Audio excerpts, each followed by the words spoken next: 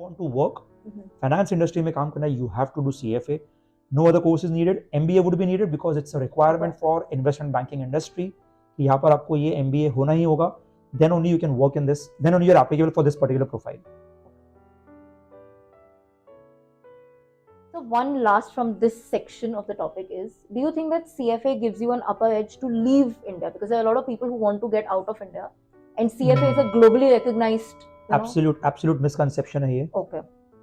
You can leave India only if you go there and study something. Let's say you're going for a master's course. You will do a master's course and then you can get absorbed in US by a US company. Right. यहाँ से CFA करके आप US में job apply करोगे, you will not get a job.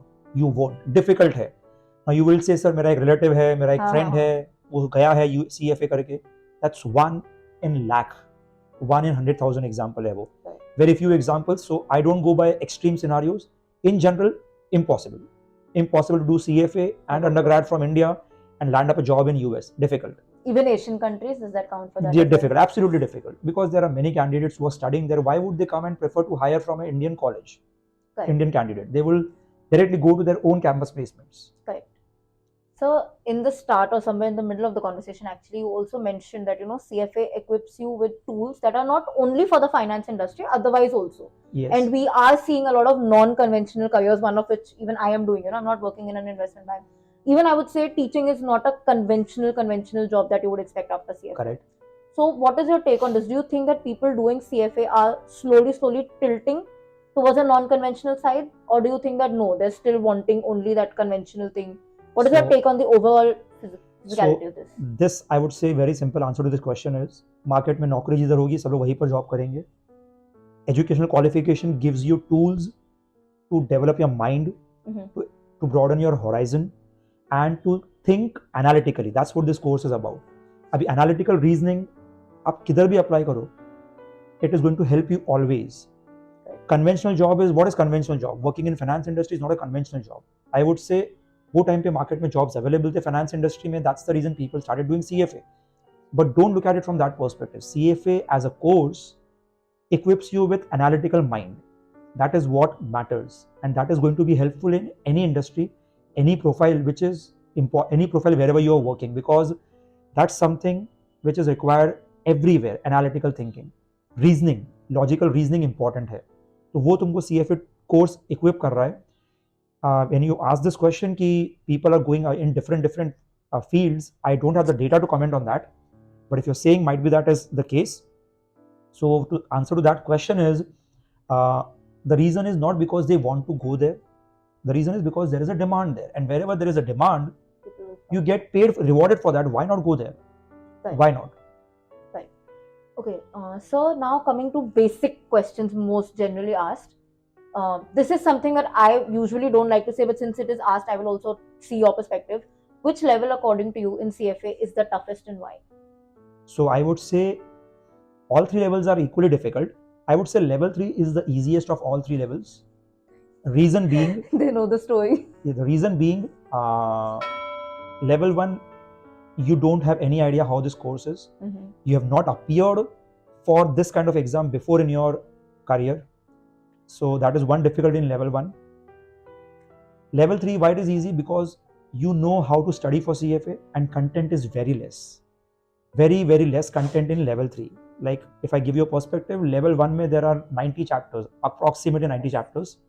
Level 2 mein there are approximately 45 chapters. Level 3 there are only 33 chapters. Number of pages also, they keep on going down by 30%, 20% at least. So level 1 se level to 20% number of pages go down. Level 2 se level to 20% again goes down. So content wise, less content, and you are more knowledgeable about this course. So you know how CFA Institute thinks, and you can attack their mindset, and you can answer that accordingly. That's the reason level 3 is the easiest of all three levels. Only difficult part is that writing question, essay type questions, because there you need to be a bit innovative and creative, which you haven't done in level 1 and level 2. That's the only, but that is 50% of the content. That is 50% of the portion.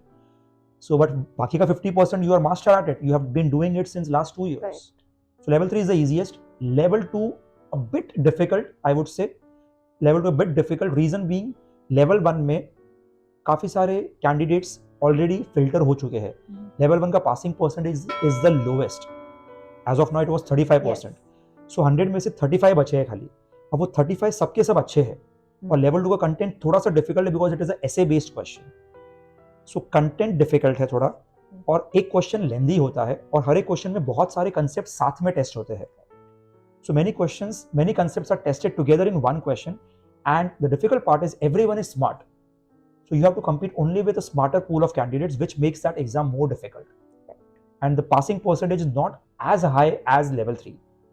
So level 2 is, I would say, on a scale, rating scale, level 2 is the most difficult, level 3 is the least difficult, and level 1 would fall between the two.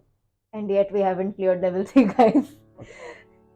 So, but keeping this in mind, first of all, to clarify, when you're saying this result, you mean the November 2023 based result, right? Yeah. For the level 1. So now talking about this aspect only, the 33% pass rate that's come, failure in CFA is something that is inevitable, I would say, mostly. बहुत सारे लोग हो ही जाते हैं fail. And going forward, these rates are going to go down as the number of candidates increase. Yeah. But it's not easy to deal with it, at times, because a lot of people, especially in India, it is very expensive. If I even count that for them, it's almost a lakh plus ka to exam. So I'll just pause you here. I'll just make it very clear. This exam is not expensive. Okay. Reason being, I would say level 1 play approximately 1.5 lakhs. Level 2 approximately, let's keep it on a higher side, 1 lakh. Level 3 also 1 lakh. Total cost, if you clear all 3 levels at one go, the total cost for the entire CFA course, I'm assuming you're not doing any classes. So total cost for the entire course boils down to 3.5 lakhs. Correct? Now, pick up any course of this particular stature. Yeah. MBA, India में से कोई भी एक छोटे से भी college से MBA करो, minimum fees would be around 5 to 6 lakhs. Minimum fees I'm talking about. And that is not that much rewarding in terms of learning. Forget about job perspective. In terms of learning, what this course is offering you, this content is offering you, no other course can offer you at this cost. If you compare it with CA, obviously, yes, you will say that CA is very cheap. Yes, I agree to that point. But when I compare it with any other MBA course, which is a degree course, this course is not that expensive. Now, what is school fees? For 7th, 8th grade, you paid 8 to 10 lakhs for a IB grade. Even so, for ISC grades. ISC, exactly. So that's shit expensive. Compared to that, what you're learning in CFA and what you're getting and for the price that you're paying, there is a huge disparity. So this course is not expensive, definitely. Comparing it to CA, yes, it is very expensive. But this course has a global recognition which CA doesn't have. Correct. CA is much specific to India course. Correct. But so still taking that question forward, still failure in general also is very hard to deal with. Okay, so people also know my level 3. And because we are guys shooting this video very, very close to the level 1 and level 2 November 2023 results, I'll also address that. There are people who have failed and they're now in a very confused situation. Some people, even like me, are giving their second or third attempt. Some people have failed their first attempt. What is your advice? I remember when I failed my level 3, you had a very clear perspective कि last में आके नहीं छोड़ना चाहिए, and that made sense. That's a whole video, guys. You guys have seen it already. But in general, for a level 1 or a level 2 student, what is your perspective, or how do you feel a candidate can decide? Because at this point of time, there's a lot of confusion. Should they continue? Should they leave? Very simple answer. So if you have seen the results of level 1 and level 2, the results are given in a percentile based and a range based. Correct. If you are at the bottom 30%, you should leave this course immediately. Okay. I'm being a bit harsh on this, a bit straightforward on this. Reason being, because if you have spent a significant amount of time and you have not reached in first 50% as well, it will take you a longer time. Knowledge तुम्हारे पास है, that's what matters. तुम exam clear नहीं कर पाए वो एक अलग चीज है. बट यहाँ पर मैं बोलूँगा कि आपको अगर आप बॉटम 20% में हो, you should not move forward, because आपको बॉटम 20 से टॉप 35 आने में बहुत टाइम लगेगा. Spending that much amount, your resources, your time, you can build much better career in some other field by spending that much amount and time. So that's what my recommendation would be if you are not able to clear. If you are passionate, you want to work in this industry only, go ahead with one more time. You should try one more time. But if you're still a confused soul, and if your results are at the bottom, leave it. If you're highly passionate about it, you should try one more time, because at the end of the day, you should not have a guilt कि मैंने छोड़ दिया, मुझे करना चाहिए था ये चीज. वो गिल्ट नहीं होना चाहिए. वो गिल्ट दिमाग से निकाल देना चाहिए.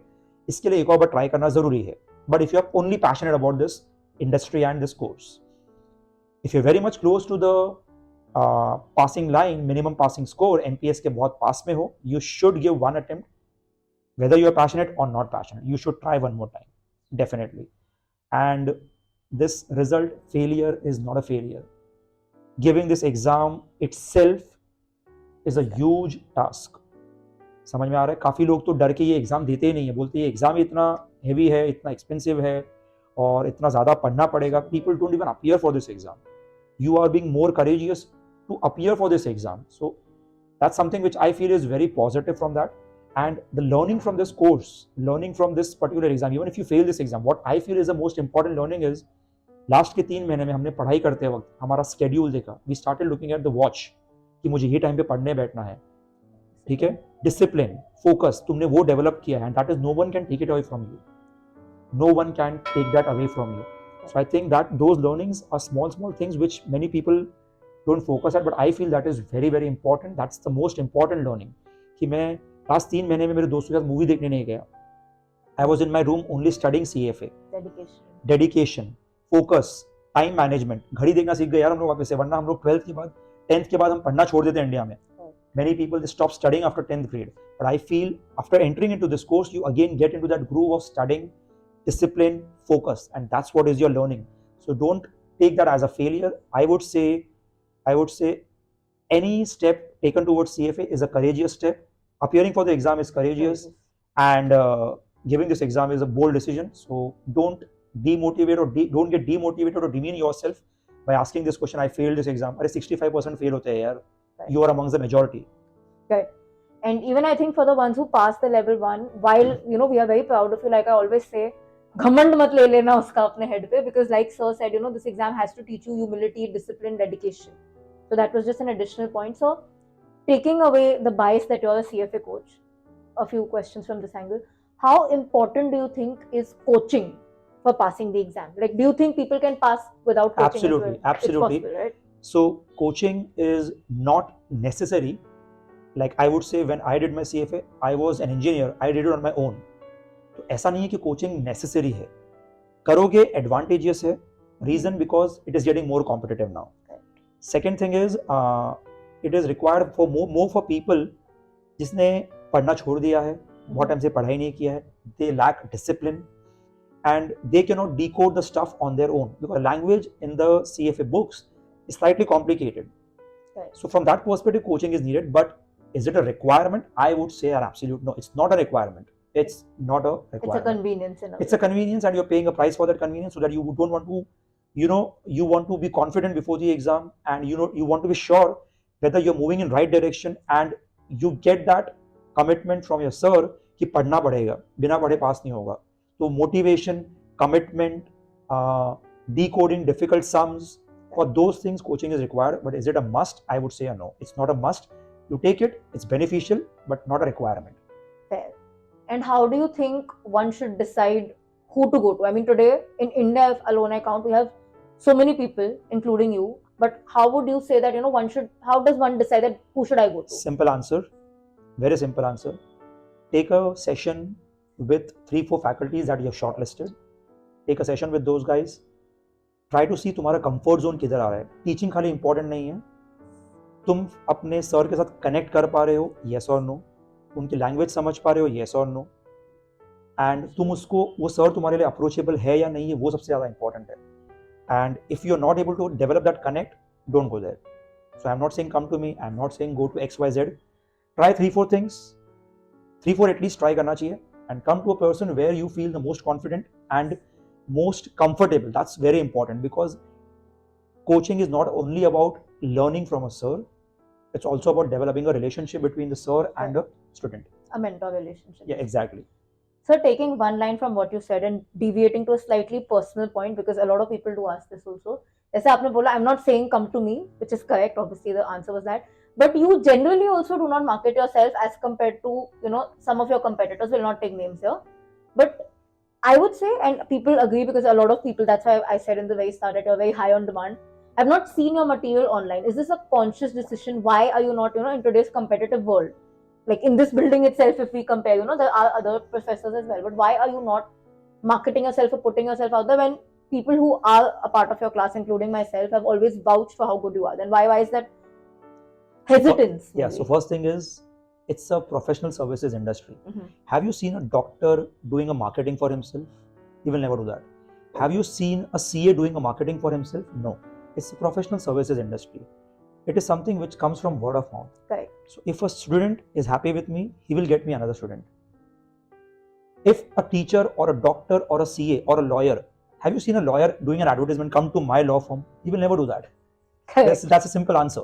Reason being, if a lawyer becomes a business person, he will look at you as a client. Doctor अगर सोचो ना, डॉक्टर अगर बिजनेस एंगल से सोचेगा तो उसके पेशेंट से वो क्या सोचेगा, मुझे मैक्सिमम पैसा निकालना है बिकॉज मेरे हॉस्पिटल का इतना खर्चा हो रहा है. तो इसके लिए हॉस्पिटल्स बिल्ड करते हैं रिलायंस, और उसको चलाता कौन है? Doctors. And doctors will never market because they are looking at the patient. Same is the case with me. I cannot have a business angle. So I cannot say come to my class, I am the best. I cannot do that. I think it is unethical, or slightly it's against my principles. So I feel students, if they're happy with me, they will tell other students that this sir is good, you should go here. And that's the reason it's a conscious decision that I don't do a lot of marketing. That's what I think so your answer is, because a teacher should not be a business person. And a business person can never become a teacher. If I'm into coaching, I should only teach. I should not take it as a business. Absolutely. And we have seen that example. Best example for you is right now Byju's. Yes. He is a teacher. He became a business person, and we can see where it landed, where it's going, because he started selling products which are not good, trying to fool around people, and that's what happens when a teacher becomes a business person. And same thing will happen if a doctor becomes a business person and he's running a hospital. The hospital is gone. Very, very good answer. So everybody who was wondering where Manish sir is, he is on LinkedIn, but I think this answers this very, very correctly. So you also take online and offline coaching, and I personally have seen the transition because of COVID from offline to online. But what according to you? Because people are confused. Suppose people are from Bombay or even in cities where coaching are available. Which one is better? Very simple answer. If you're a self-motivated person, online is better. You save a lot of time on your traveling. But if you stay very nearby to my coaching classes, come offline. That's a much better way of learning because you interact with other people in the class. But if you're traveling 2 hours, if you're traveling for 2 hours a day, I wouldn't recommend to travel. Do online. Okay. If you are a highly motivated person, self-motivated person, take a recorded session. And to develop social skills, to have a network, to have good friendship, and to develop a relationship with me as well, I would recommend you should come offline. But only if you are close by. But if you are very far away traveling for 2-3 hours, it doesn't make sense according to me. You should do it online because we have the resources and we have the convenience nowadays. Back 3 years back before COVID, I wouldn't have said that because I never used to take online sessions. So I think so close by you should come offline because social skills develop करना जरूरी है, interpersonal soft skills develop करना जरूरी है, and that happens only when you are in a group. You meet 4 different friends, talk to them how they are doing. You understand their way of thinking. So that all those things are also important. Sitting in a room and studying, it's not personality development, but travel करना inconvenient है, health अच्छा नहीं है, traffic बहुत है, then that's the option. Okay, so one last question before we pretty much wrap it up. How much gap do you think a person should take? So for example, now the level 1 exam just got done and people are almost rushing. Should we give May? Should we give August? What is the ideal time for you? Ideal time, I would say keep a gap of 8 months, 6 to 8 months. If you're working? If you are working, then I would say 8 to 9 months. Okay. But if you're not working in a college, doing your undergrad course, 8 months is fine. But if you're doing nothing, even 6 months is sufficient. So ideal time कुछ भी नहीं होता ऐसा, but 6 months minimum होना चाहिए मेरे ख्याल से. 3-4 months not recommended. And that you cannot do also if you clear your exam in the month of November, your results are out by Jan. Don't think of giving level 2 in May. Right. So 6 months I would say minimum gap, give August or November. You're talking for level 1 and 2 both, right? Exactly. Yeah. Keep a gap of 6 months, at least minimum 6 months. And if you are working, weekdays are very difficult, 9 months I would say. Okay, thank you so much. I think you've answered pretty much everything. Before we end this session, if you have a small message for all my viewers and all your viewers right now because they've been really waiting, what would that be? I think so. Go with your passion and all the best for your CFA exams if you're doing. And any help needed on any front, do give me a call. Tanishka can help you with the details as needed. Guys, this is pretty much the end. I hope you have liked the conversation. This is, I know, the most demanded conversation, and I've tried to answer as many questions that you guys have wanted from Manish sir. So hopefully that answers it. But in case you have any more questions, please feel free to drop it in the comment section. I will also add Manish sir's website link in the description, so you all can contact him. His LinkedIn profile also, I think that would be an easier way to contact. So in case anybody wants to contact him, please feel free to do that. And if you like this video, then don't forget to like, comment, share, subscribe. I'll see you guys very, very soon. Hopefully Manish sir will also see you very, very soon. Until then, keep sparkling and definitely keep learning. Thank you.